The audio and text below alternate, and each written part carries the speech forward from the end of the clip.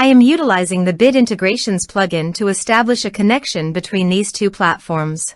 Let's go to Bit Integration Dashboard. Create integrations. Search and select eForm. Choose a form. Next. Search and select an action. WooCommerce. Connect. Next.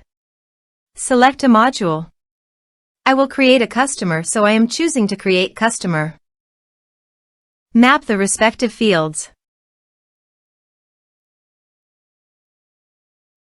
Here are advanced features in conditional logic. If you want, you can use it for your own requirement. Click on Next. Finish and save it. Let's submit the form.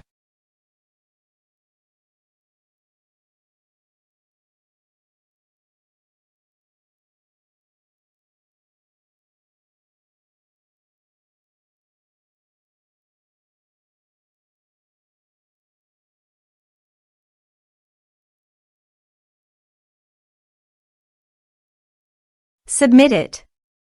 Form submitted successfully. Now go to the WooCommerce Customers dashboard. And you can see customer created successfully in the WooCommerce. Thanks for watching.